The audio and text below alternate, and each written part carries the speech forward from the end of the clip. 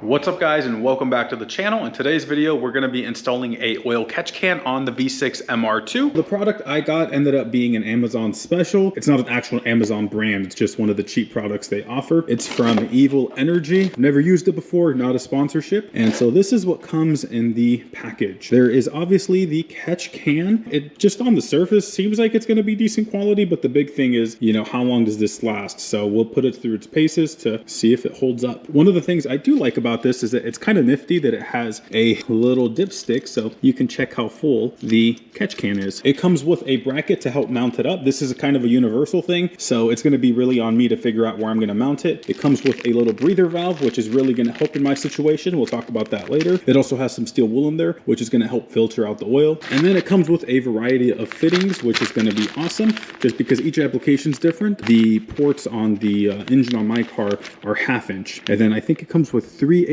of an inch and a size bigger, so maybe 5/8 of an inch, 3/4, I'm not certain. It also comes with some hose. This is actually 3/8 fuel line. Unfortunately, this is not going to work for my application, so I went to the store and I got some 1/2 inch fuel line. I'll be installing the catch can on my car because of something I did, or I guess the better way to put it, something I didn't do. When I got this car a couple years back, never had a catch can, and something I quickly realized is that it didn't have anything for the PCV valve. This is where the car relieves crankcase pressure, and it just vents out to nothing. And honestly, that's not a good thing for a couple of reasons. So if some oil, you know, comes out, which just naturally happens, that's just going to be spitting out in the engine bay, which is the last thing you want. The other thing is that with there not being any like filter element there, that's a great way for contaminants to get in. It's something I should have done before, but I'm going to get it done now. Coming on over to the Skyline, normally the pressure gets recirculated back into the intake. Given the particular setup that I have, I'm not going to run it that way. What I'm going to end up doing instead is on the out port, I'm just going to connect the filter directly, so that way it can still vent out. Any oil that gets pushed out will get caught in here, so it's not going on the track or getting all over the engine bay and potentially causing a fire or anything like that. We're gonna get started on the install, and of course I made sure to read the instructions so I'll have a general idea. Good thing I did, because I didn't realize that it's recommended to put thread tape on there, so I'll go ahead and do that now.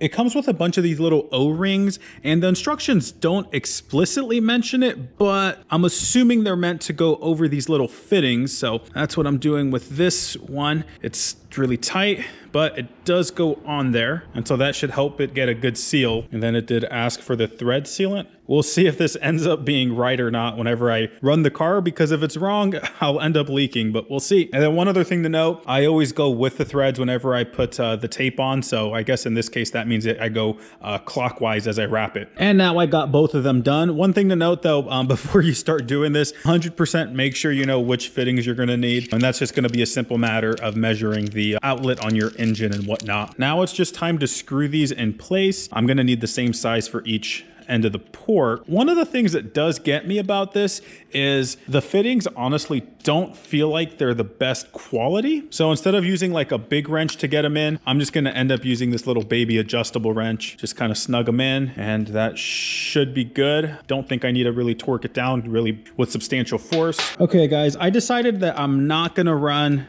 that O-ring. Just, it seems really off to me, and it doesn't really make any sense. So I'm just gonna run it with just thread sealant like it says in the instructions. It's just really odd that they would include all the O-rings. Yeah, I don't know. I'm just gonna do thread sealant and it'll probably be good. I took the O-rings off, I threw thread sealant back on this one, and then I put them back in place. Just be really careful as you're tightening them, because again, these really don't feel like the best quality fittings. I do think they're gonna do the job, but I've definitely had better quality stuff is the point. Up next, we're gonna put this wool inside the catch can. Unfortunately, again, the instructions don't really say anything about the wool in this, so I'm just gonna have to kind of use some logical deduction of how I think it would go.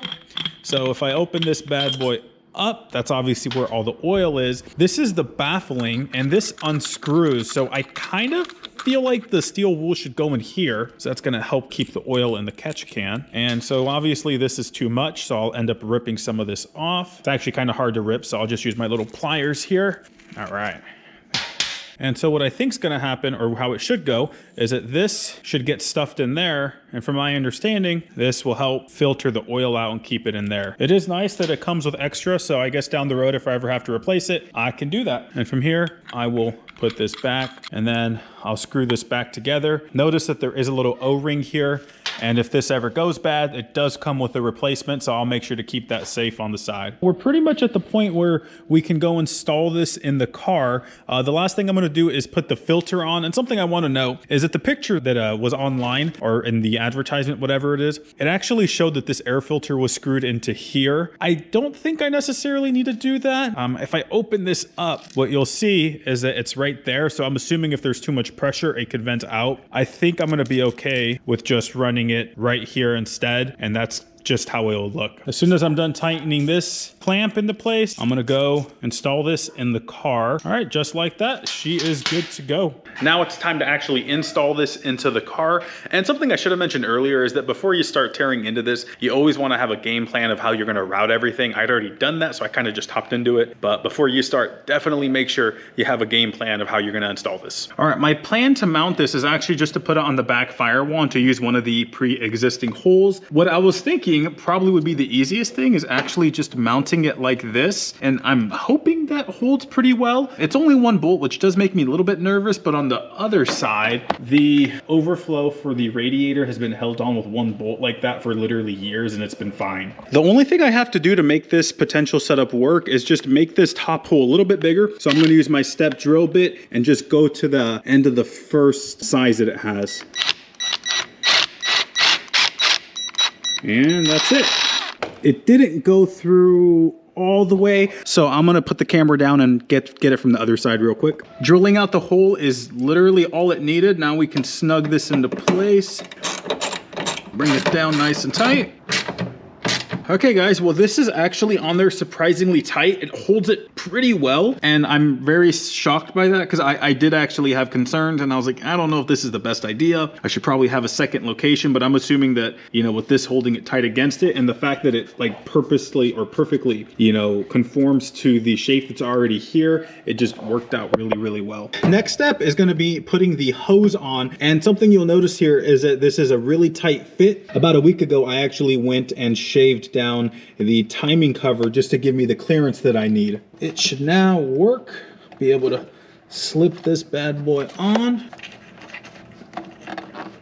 The vacuum line is connected. It definitely took some work to get it in. The clearance is super tight, but it's gonna work. What honestly bothers me about this is the fact that it comes out and it just immediately kinks. So I'm really not a big fan of that. I don't want any pinch points. I just want it to flow as much as possible. I think I might just run it and see how it goes, because it's possible that I'm just overthinking it, but I know that's just gonna be on my radar. You know, if it doesn't work out, I think realistically the next plan is I'd probably have to modify the valve cover. You gotta remember that this engine was never designed to go in this car, so when it comes to, you know, doing some of this custom stuff, it's just going to be a lot of trial and error. All right, next thing to do is actually attach the catch can. And one of the things this was just oversight on my part, is that I need to have the bracket off the car in order to connect this. So what I'm going to do is quickly take this off, hook the catch can to it, and then we'll pick this back up. Went ahead and attached the bracket off camera. I mean, it's not really rocket science. As you can see, there's just a couple bolts that come with this, and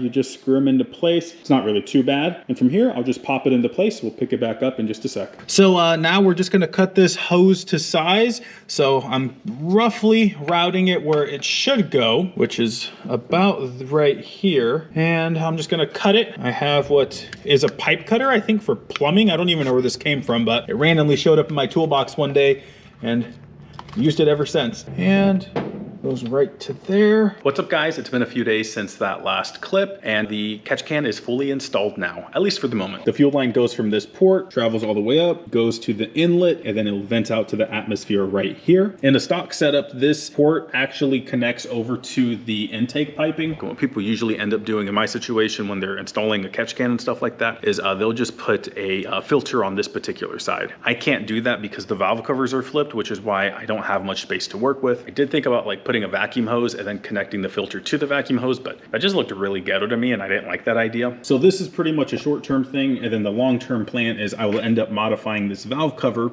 so I can put a filter somewhere here to help vent pressure out. After I modify the valve cover, what I'm gonna end up doing then is splicing the catch can into the other bank. There is a line right here, and if you follow it all the way back, you'll see that it actually connects to a breather valve. That line is typically where people will put the catch can in, and that's what my plan is long term. It's going to be really easy to do because this line is something I'll actually be able to reuse. All I'll have to do is cut it to size for my application. So it would end up connecting right here. And then the other line that came with this kit I could use as well. So the way it would end up routing is that it would go from the PCV valve on this bank. It would then connect right here. Obviously it'd go through all the baffling. The vacuum line would connect from the outlet straight to the intake manifold. I'm pretty happy because in the short term, it's clearly gonna work to help prevent contaminants from going inside the engine. And then in the long term, once I modify the valve cover, it's also gonna work for my setup. So it's really the best of both worlds. For my final thoughts on this catch can, the body itself, I'm actually pretty happy with. It seems like it's quality. The bracket